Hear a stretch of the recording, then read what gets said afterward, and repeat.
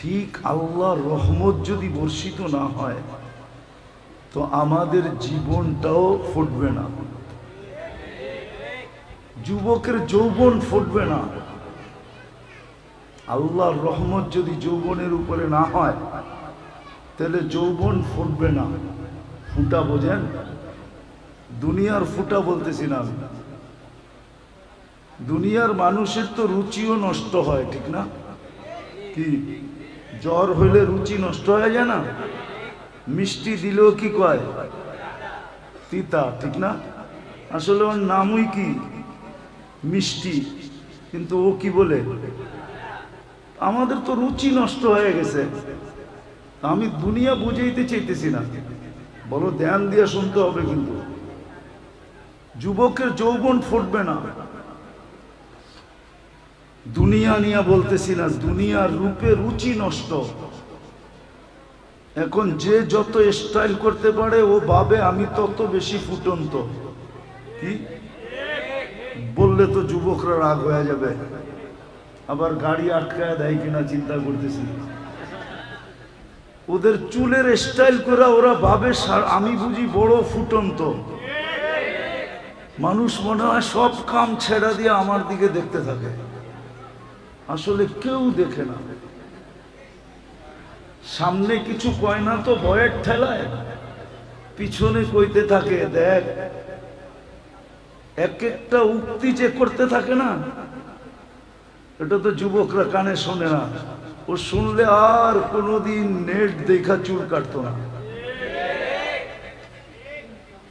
তো যুবকের ফুটন্ত আমি যেটা বুঝাইতে চাইতেছি যে যুবক আল্লাহর রহমত ছাড়া যৌবন ফুটবে না। তুমি আল্লাহর কাছে আকর্ষিত পাত্র হবে না। দুনিয়ার মানুষের কাছে আকর্ষণের পাত্র মানুষ কতক্ষণ থাকে? আল্লাহ এরকম মূল্যায়ন করবে না, আল্লাহ এরকম ফুটাবে না। যুবক আল্লাহ কিরকম ফুটাবে আমি তোমাকে শোনাইতেছি। আল্লাহ তোমাকে যদি রহমত করে, আল্লাহর রহমত যদি তোমার উপরে পতিত হয়, তাহলে তুমি এরকম ফুটবে যে আল্লাহ ফেরেশতাদের উপরে তোমাকে নিয়ে গৌরব করবে। ইউবাহিল মালাইকা বিশাবিস সালেহ, নেক যুবককে নিয়ে আল্লাহ ফেরেশতাদের উপরে গৌরব করে। আর এমন না একদিন করবে, 2 দিন করবে, এরকম না, চিরদিন করবে। চিরদিন, চিরদিন। তুমি এখন দেখো না, কিন্তু তুমি জান্নাতে যাওয়ার পরে কিয়ামতের মাঠে দেখবে তোমার সম্মান কতটুকু। কোন গ্যালারিতে তোমাকে ডাইকা বসাইতেছে? কেননা আরশের নিচে 7টা গ্যালারি হবে। একটা গ্যালারিতে লেখা থাকবে লা ইয়াদখুলুহা, এর ভিতরে কেউ ঢুকতে পারবে না ইল্লা শাবুস সালেহ, নেক যুবক ঢুকবে শুধু। বলো তোমার কিরম মর্যাদা? আরশের নিচে বসাবে। যেই দিন আরশের নিচটাই শুধু শীতল থাকবে, ছায়া যুক্ত থাকবে, শীতল থাকবে, কুদরতি এসি চলতে থাকবে, তোমার সামনে দিয়া জান্নাতের নেয়ামত ঘুরতে থাকবে। ওই গ্যালারিতে ফুটলে আল্লাহর রহমত যদি হয় তো যুবক ফুটবে, আল্লাহর রহমত যদি হয় তো নারী ফুটবে। নাইলে নারী শুধু দুনিয়ার ডিকশনারি মতে লেডিস থাকবে, ফুটবে না। নারী নারী হবে না। আল্লাহর রহমত ব্যতীত পুরুষ ফুটবে না। তাহলে পুরুষ শুধু জেন্টস থাকবে, কিন্তু ফুটন্ত হবে না। রহমত যখন হবে তখন এক এক পেশার মানুষ ফুটতে থাকবে। কেমন ফুটবে? ফকিরও এরকম ফুটবে যেরকম ইমাম গাজালি রহমতুল্লাহ আলাইহি বুঝাইতে চাইছেন যে ফকির ফুটবে, ঠোঁট নাড়াইতে দেরি, যুবক মরতে দেরি হবে না। কেননা যুবক ভুলে বৃদ্ধের গালে, ভিক্ষুকের গালে থাপ্পড় বসায়া দিছিল। ভিক্ষুক জানে আমার কাছে প্রতিবাদের শক্তি নাই, প্রতিরোধেরও শক্তি নাই। আমি বলবো তো বলবো কারে? তো উপরে তাকায় বইলা দিছে ঠোঁট নাইড়া, সব দেখেন আমার সাথে কি ঘটলো এটা দেখলেন না? শুধু এতটুকু বলছে, লা তারা কাল উয়ুন, দুনিয়া আপনাকে দেখে না, ও তারা কুল্লা শাই, আপনি তো সব দেখেন। ফালা তারা মা বি, আমার সাথে কি ঘটলো এটা কি দেখলেন না? অথচ উচ্চ স্বরেও বলে নাই, বড় নিম্ন স্বরে বলছে, কিন্তু যে আরো সে সাথে সাথে হিট করছে। যুবক সাথে সাথে মারা গেছে, এলাকাবাসী ঘিরা ধরছে, কি করলে? তো বৃদ্ধ হাসতেছিল আর বলতেছিল প্রেমের খেলা হয়ে গেছে। কিসের খেলা? প্রেমের খেলা। বলছে এখানে আবার প্রেম আসলো কোত্থেকা? বলছে ওর প্রেমিকার গায়ে আমার পায়ের কাদা লাগছিল, ও সইতে পারে নাই, যৌবনী শক্তি দিয়া বৃদ্ধ গালে থাপ্পড় বসায়া দিছে। আমাকেও একজন ভালোবাসে, কিন্তু সে জমিনে না, সে আকাশে। উনিও সইতে পারে নাই, প্রতিশোধ নিতে দেরি করে নাই, সাথে সাথে জান নিয়ে নিছে। তো ভিক্ষুকও এরকম ফোটে, এটার নাম আমি ফুটা বলতেছি, ফুটা। ফুল যেরকম ফোটে, তো ভিক্ষুকও এরকম ফোটে। নারীও ফুটার মতো ফোটে। হাজারো কাহিনী এখানে আনা যাবে যে নারী কেমন ফুটা ফুটছে। রাবেয়া কেমন ফুটছে, রাবেয়া বসরি কেমন ফুটছে। আজও মানুষ তার নাম নিয়ে চুমা দেয়, ঠিক না? আজও তার নামের বই নিয়ে মা বোনরা বুকে লাগায়। আজও রাবেয়ার কাহিনী শুনতে বলতে সবার ভালো লাগে। অথচ রাবেয়ার বাড়ি তো আমি দেখা আসছি, রাবেয়ার দেশও তো আমি দেখা আসছি। আমি 6 বার দেখছি রাবেয়ার দেশ, 6 বার দেখছি রাবেয়ার বাড়ি। এত বড় বুজুর্গ তো না, 6 বার দেখছি রাবেয়ার দেশের মেয়েগুলা কিরকম।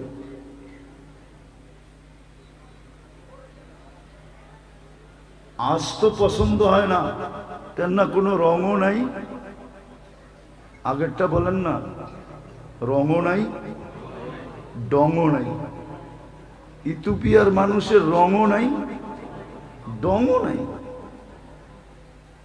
কালো তো কালো, কিন্তু রং ছাড়া কালো, আর ডং তো নাই নাই। 1000 বছর আগের রাবেয়া কেমন ছিল? যেই জমানায় মেকআপের কোনো ফ্যাক্টরি ছিল না। কি কোনো মেকআপ বক্সই ছিল না। কি কি জানি লাগায় না, আইবুরু সাইবুরু, এগুলো কিছুই তো এই জমানায় ছিল না। বর্তমানে তো সব আছে, ঠিক না? তারপরও তো এই দেশের মানুষগুলা দেখলে মাঝে মাঝে হাসি পায়। রুমাল সব সময় হাতে রাখতে হয়, যে হাসি যদি দেখা জিজ্ঞাসা করে তুই আমাকে দেখা হাসলি কেন, কি জবাব দিব? কেননা নাকেরও কোনো ডক নাই, ঠোঁটেরও কোনো ডক নাই, কোনো রং নাই, ডং নাই। কিন্তু রাবেয়া কেমন ফুটছে বলেন? বেলাল রাদিয়াল্লাহু তাআলা আনহু তো ওই দেশের, উনি কেমন ফুটছে? সব বাদ দিলাম, ফেরাউনের বাড়ির কিতদাসী কেমন ফুটা ফুটছে, যার কবরে সুগ্রাণ দেখা আল্লাহ রসুল দাঁড়ায় গেছে। জিজ্ঞাসা করছে, জিবরিল ইন্নী আজিদু রিহা জান্নাহ হা হুনা, এইখানে জান্নাতের সুগ্রাণ পাওয়া যায়। তো হাইসা বলছে, জান্নাতের সুগ্রাণ না, ফেরাউনের বাড়ির কিতদাসী, নাম ছিল মাস্তা, মাস্তার কবর থেকে সুগ্রাণ বাহির হতেছে। বলছে কতদিন বাহির হবে? বলছে ইলা ইয়াউমিল কিয়ামা, কিয়ামতের সকাল পর্যন্ত বাহির হবে, কিয়ামত পর্যন্ত বাহির হবে। কেমন ফুটা পড়ছে, কেমন ফুটা পড়ছে। বাদশাও ফুটতে পারে, কেমন ফুটা ফুটছে বাদশাহ। হ্যাঁ, 47 বৎসর পরে কবর খোলা হয়েছে। কত বৎসর পরে? 47 বৎসর পরে সুলতান মাহমুদ গজনবী রহমতুল্লাহ আলাইহির কবর খুলা দেখছে, যেমন রাখছিল অমনি রাখা আছে, কাপড়ে মাটির একটু দাগও লাগে নাই, হাত দুইটা বুকের উপরে বাঁধা আছে। উঠায়া দেখছে নরম তুলতুলে, মনে হয় এই মাত্র ঘুমাইছে। ফ্রান্সিসি ইঞ্জিনিয়ার কপ চেহারার থেকে কাপড় খোলছে আর একটা চিৎকার দিয়া বেহুশ হয়ে গেছে। হুশে আইসা বলছে কলেমা পড়ায় দাও। বলছে কি দেখা কলেমা পড়লা? বলে ওটা বলা যাবে না, কি দেখা কলেমা পড়লাম। পড়ায়া দাও, এটা বলতেছি পড়ায়া দাও। মনে হইতেছে এখন ঘুমাইল। 47 বৎসর পরে যিনি আমাদেরও রাজা ছিলেন, ভারতবর্ষ যিনি স্বাধীন করছেন, সুলতান মাহমুদ গজনবী, সেই রাশিয়ার মাথা থেকে নিয়ে ভারতবর্ষের শেষ মাথা পর্যন্ত, যার পায়ের নিচে ছিল, পায়ের নিচে এত বড় রাজা, কেমন ফুটা ফুটছে বলেন। ফুটলে দরবেশ এরকমই ফুটে। শাহজালাল রহমতুল্লাহ আলাইহি কেমন ফুটা ফুটছে, যে মুসল্লায় বৈশাখ পার হইতেছে। সাহাবা তো গোড়া দিয়া পার হইছে, উনি মুসল্লা দিয়ে পার হইতেছে। উনি কি সুরমা নদী পার হন না? কি দিয়া? জায়নামাজ দিয়া পার হন নাই? ভিজা গেছিল? ভিজেও নাই, ডুবেও নাই।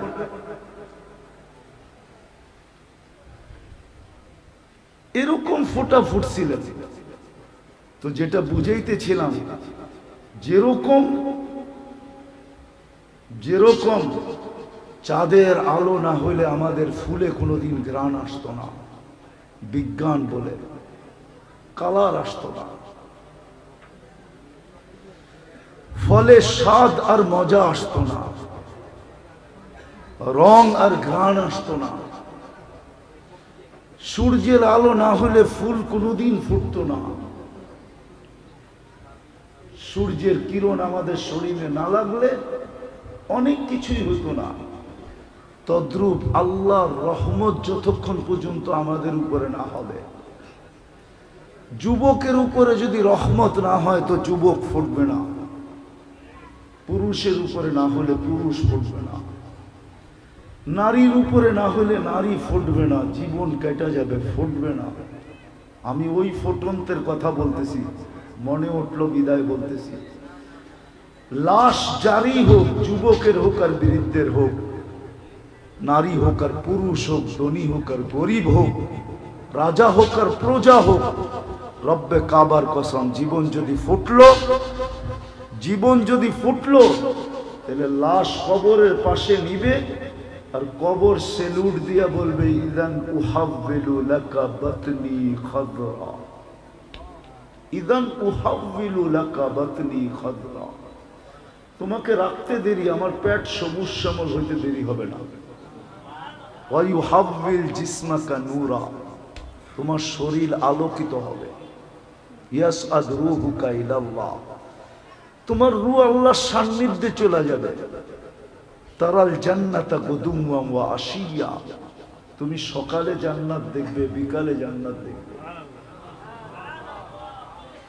যদি ফোটে।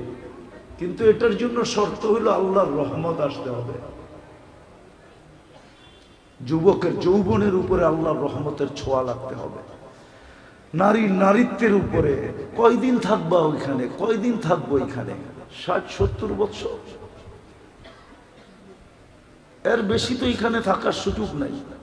60-70 বছরই থাকবে, বেশি দিন তো থাকবো না। কেউ থাকে নাই, কেউ থাকবে না। কোরআন হাদিসের কথাই সত্য, কবি মনীষীদের কথাই সত্য।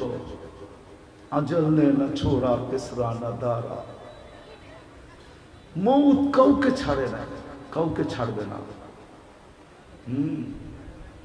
সৃষ্টির সর্দারকেই যখন ছাড়েন নাই, তার কাকে ছাড়বে? ঠিক না? সৃষ্টির রাজাকেই তো ছাড়েন নাই। মুহাম্মদুর রাসূলুল্লাহ সাল্লাল্লাহু আলাইহি ওয়াসাল্লাম সৃষ্টির রাজা, সৃষ্টির সর্দার। শুধু এইখানেই শেষ না, সৃষ্টির সর্দার। সৃষ্টিকে মনে হয় আল্লাহ কখনো রহমতের ছোঁয়া দিতেন না যদি মুহাম্মদুর রাসূলুল্লাহ না হতেন। নাহলে কোরআন কেন বলে ওমা আরসালনাকা ইল্লা রাহমাতাল লিল আলামিন? সমগ্র জগৎ কি মনে হয় আল্লাহ রহমতের ছোঁয়া দিতেন না? কাউকে দিতেন না, কোন সৃষ্টিকে না, না জিন না ইনসান, না ফেরেশতা, না কোনো প্রাণী, কাউকে রহমতের ছোঁয়া দিতেন না যদি বন্ধু না আসতেন, যদি বন্ধু না হইত। মুহাম্মদুর রাসূলুল্লাহ যদি না হইতেন, আজকে যতটুক রহমত পাইতেছি কোন ছোঁয়াই আল্লাহ কাউকে দিতেন না। উনি যখন চিরদিন থাকেন নাই, মৌত ওনাকেও ছাড়ে নাই। জিজ্ঞাসা করছিলেন উনি মালাকুল মৌতকে, অনুমতি দিলে আমাকেও নিয়ে যাবেন? তো বলছে হ্যাঁ, অনুমতি দিলে আপনাকেও নিয়ে যাব। সবাইকে তো অনুমতি ছাড়াই নিয়ে যাই, শুধু আপনি একক ব্যক্তি যার ব্যাপারে আল্লাহ বলে দিছে অনুমতি ছাড়া ঢুকবেও না, আনবেও না। মনে হয় বোঝেন না? অনুমতি ছাড়া কামরায় ঢুকবেও না, আর অনুমতি ছাড়া বন্ধুকে উঠায় নিয়েও আসবে না। অনুমতি দিলে তারপরে ঢুকবে, তারপরে আনবে। তো বলছে আপনি একক ব্যক্তি, আল্লাহ বলে দিছে অনুমতি ছাড়া ঢোকা নিষেধ, অনুমতি ব্যতীত বুকে হাত রাখা নিষেধ। অনুমতি দিলে আপনাকেও নিয়ে যাবে।